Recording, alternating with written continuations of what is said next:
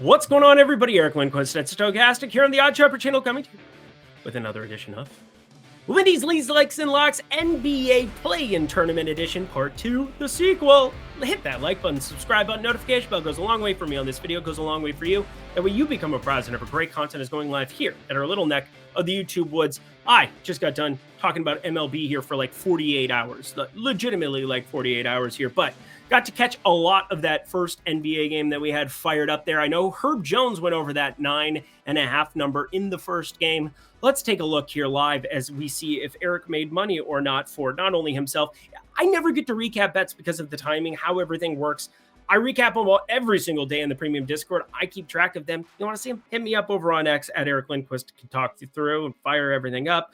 How did Troy Murphy do? I have a feeling that Troy Murphy is the man. 9.5, 11.5. They both hit in the early window. So cashed both of those puppies. We now head into the Golden State Sacramento game where Trace Jackson Davis, I would like him to not see the floor very much, please and thank you. But hit the like, hit the lock. That was great stuff to fire. That was a nice thing to see live with the people. Producer Jacob, yay?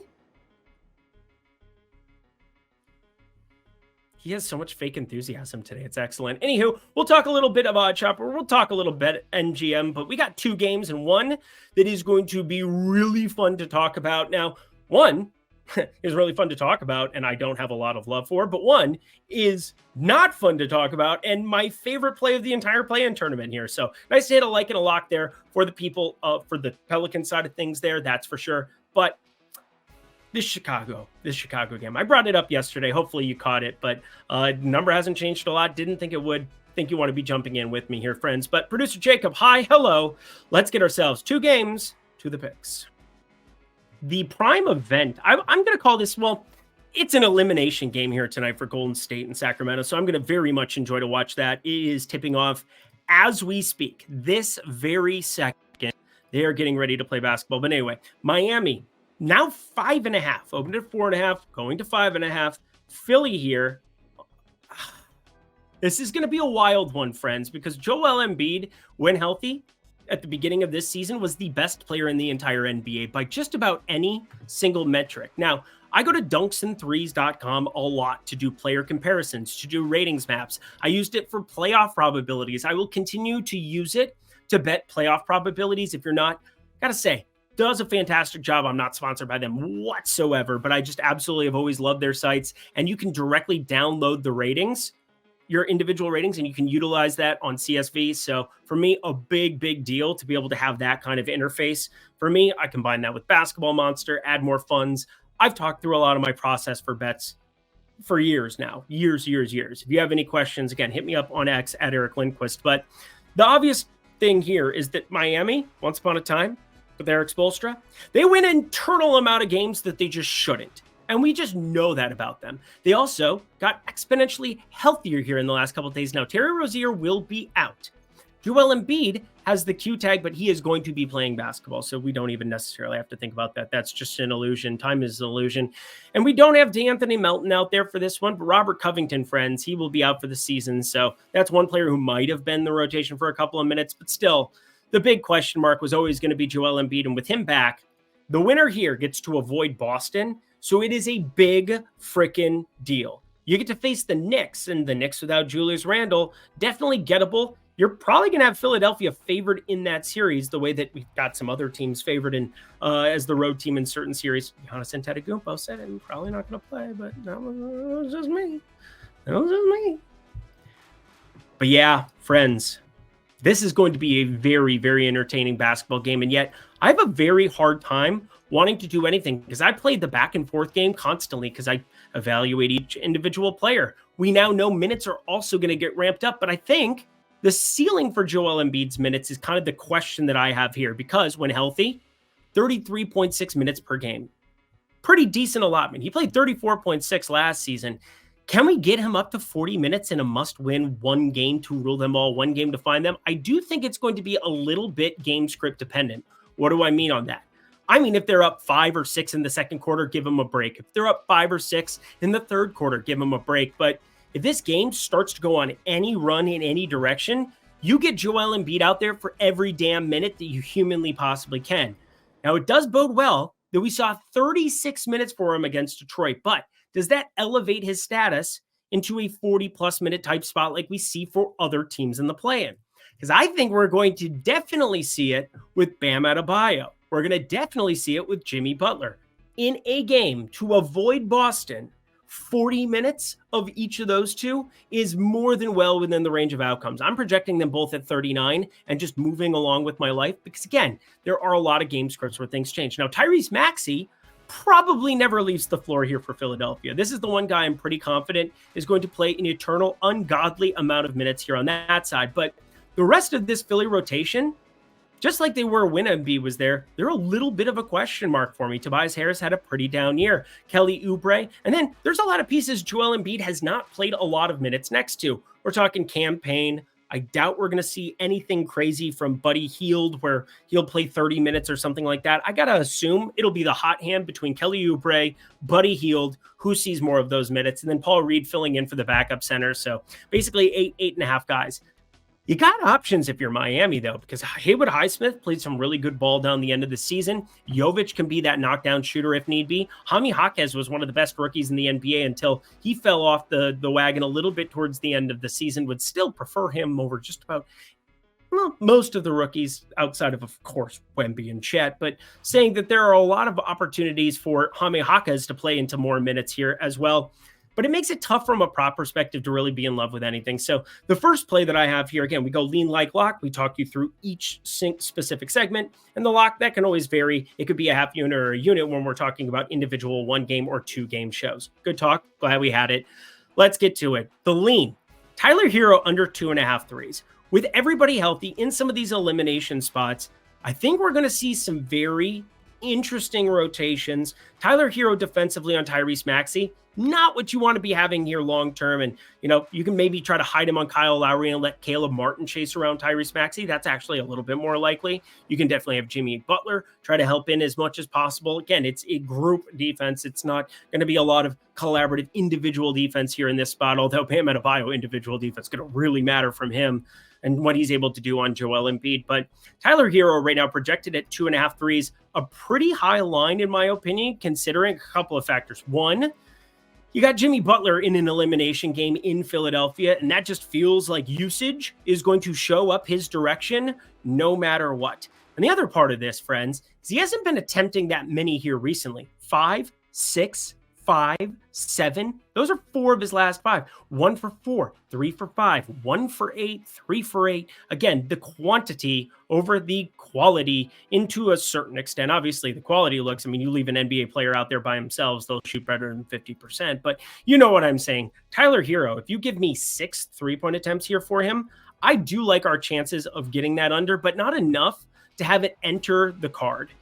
He's somebody also that I think if he's not knocking down shots or if he's being a defensive liability, they will rip him off the floor. It can be Jaime Jaquez or you could have more minutes even for Highsmith, I think, where you just play Jimmy Butler and have him run some points. So Tyler Hero, his minutes are a little bit more volatile than I think are being projected, but it's really hard because I think it's a pretty fair line considering a low total in this one.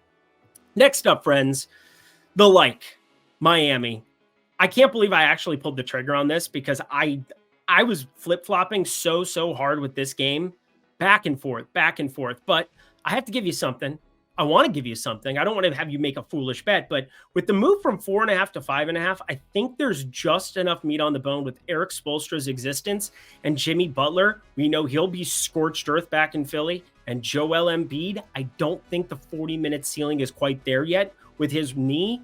Again, 36 minutes bodes well, but I think you don't want to completely sell out to hurt the guy here in the game because you kind of need him to beat New York as is. He's the most important player on the floor in that one. But Miami plus 5.5, I think, has just enough value here for me to go quarter unit, half unit. Just be very, very cautious if you're going to tail me on this one. I'm sure there's going to be a lot of people saying, oh, Philly with Joel Embiid backed up. Yeah, no, I'm very aware, but I'm playing into range of outcomes. And at 5.5, I was willing to take a tiny plunge on this one. Think you want to kick your feet up and watch it to some capacity. So maybe a tag along bet to there, but I do have this line a little bit closer to 4. And as such, there's a little bit of meat on that bone for me. Oh yeah, there's no lock here, friends. Don't even come looking for it. There's absolutely none. Do this, though, friends. If you haven't signed up for BetMGM yet, you have DraftKings, you have FanDuel, fire up BetMGM as another sportsbook option. We want you signed up at all the sportsbooks, and the main reason is that then you can shop for the best odds. It's like you wouldn't just go to one supermarket unless that supermarket's Costco, then go to frickin' Costco. But anyway, if you have multiple options, friends, get yourself an opportunity to get the best line no matter what bet it is that you are interested in. That is the easiest way you can guarantee you improve as a sports bettor. So First Bet Safety Net exists there too. These deals that they're giving you, incredible. Up to $1,500 if you want to tail Miami plus 5.5 or the play that I'm locking up next. You could fire those up and get that money back in bonus bets if it loses. Now, I would prefer you took a larger plus money shot because, again, that's coming back to you in bonus bets no matter what, increases your expected value. But either way, I want you signed up at multiple books, and that's the priority here. Sign up down below if you're 21 and over. If you have a gambling problem, please call or text 1-800-GAMBLER. To the last game we go. We get done with like electric matchups, like New Orleans, LA. I know was again, an electric matchup to have the Lakers now face Denver in the first round. Oopsie. Pelicans will be really, really happy if they can get themselves out of that next game. But anyway, Atlanta, Chicago, this is definitely the wet noodle of the four of the play-in tournament, that's for sure. But I'm entertained because betting exists, and I do not agree with this.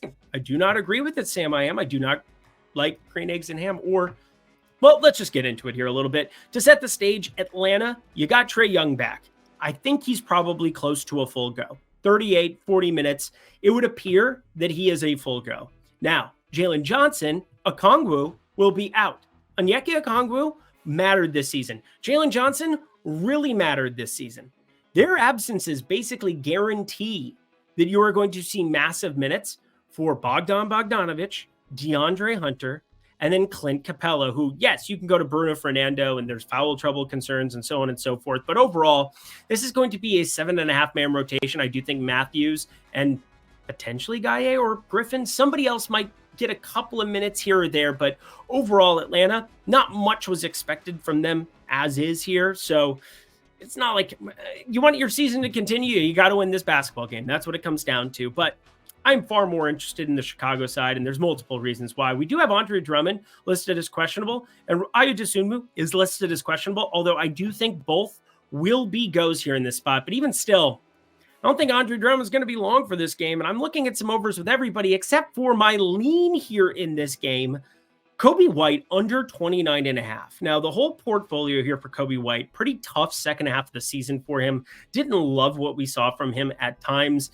And now you have to compete with the high upside of a Vooch on the floor for 40-plus minutes. The high upside of DeMar DeRozan on the floor for 40-plus minutes. Coby White was playing 40 minutes a night. And that's kind of the difference here is you are now elevating guys who accumulate those PRAs into larger roles than they might have typically had for a regular season game.